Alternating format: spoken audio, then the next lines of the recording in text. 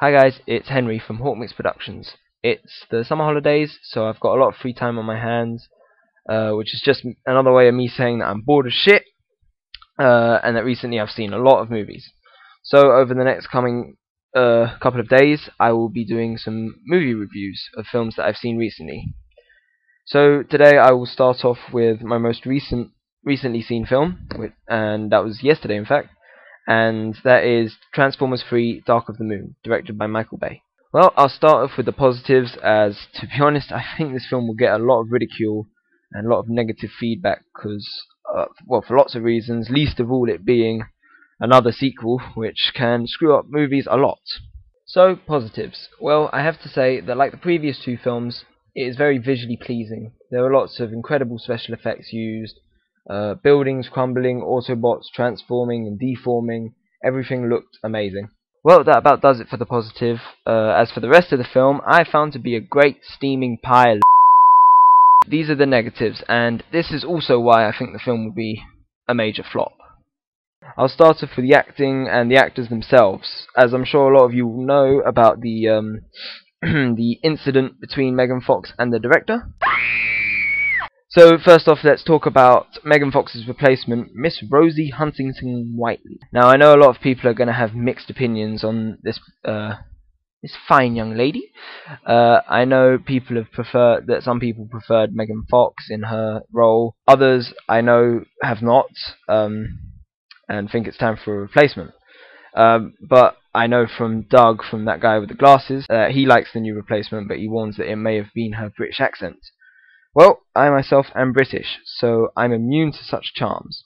I personally preferred Megan Fox. I think that, sure, she may not be the best actress the world's ever seen, but to be honest, I don't think Michael Bay is picking these ladies out of just pure acting talent.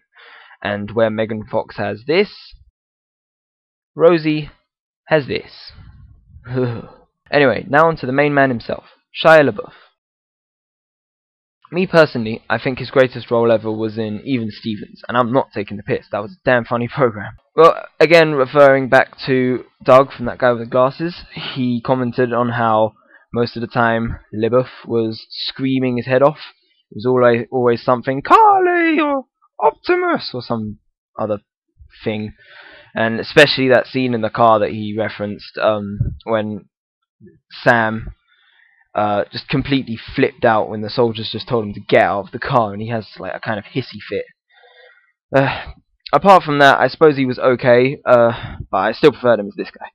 So that pretty much gets the main actors out of the way. I just have to say that I was really happy to see Ken Jeong make an appearance in this. I thought he was hilarious. There were a lot of things in this movie that made me, well, not happy. But when he was on screen, the whole time I just had a smile on my face. He's just great. Okay, so actors out of the way. Let's talk about some strange editing they used. Like in the other two films, there was a lot of slow motion. They used a lot of it, and to be honest, I think it's quite a good idea to use it, especially in this kind of film. It helped definitely to show off all the parts of machinery when the Transformers were transforming, and generally makes action scenes look a whole lot cooler. However, there was some very strange editing choices. There was a fade to black that I know also Nostalgia Critic referenced, which is used repeatedly in all kinds of things, action scenes, and even when characters are talking, it would just fade to black. Half the time I felt like I was watching a fucking trailer. There are also some continuity errors, but I won't go too far into that. Suffice to say that I noticed two. I wasn't looking for them, but I still noticed two. So I'm sure if you go looking properly into it, you'll probably find more.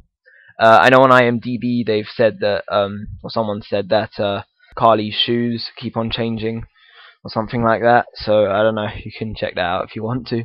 Next up, the story. Well, the story was complete like I expected it to be. But to be honest, it wasn't the story itself that ruined it for me. It was the actual length of the movie. 2.5 hours? Are you fucking kidding me? This ain't Lord of the Rings. Well, overall, I wasn't really looking forward to this film. I like Transformers. I watched the cartoons when I was a bit younger. I still watch them now, occasionally. But yeah, it wasn't horrible. I just don't think it was as good as the other two films were. I think that if you're a fan of the Transformer franchise, I think you should give it a watch, because you never know, you might like it. It's Transformers, so, you know. And at least if you don't like it, you can bitch about it online like I'm doing. Side note, the BBFC has gotten really lenient with their rating. A 12A, I saw at least 200 people getting disintegrated, not to mention that the entire city gets destroyed at one point. That's got to be a couple of lives lost. However, I am not complaining, as I think it is awesome. I wish that I could have watched this kind of stuff when I was 12. So that about wraps up my first movie review. I hope you've enjoyed it. I hope you found it informative, maybe, possibly. Don't forget to like and subscribe if you did, and hey, even if you didn't subscribe, you know, maybe you'll like the next one, or something, maybe the next one, or the next one. But yeah, I will be putting up more movie reviews of other films that I've seen recently. Here they are. Here are the films that I've seen. A lot of films. Next up, I will be doing Bridesmaids, which, unlike Transformers, I will have a lot of good things to say. Thanks, see ya. The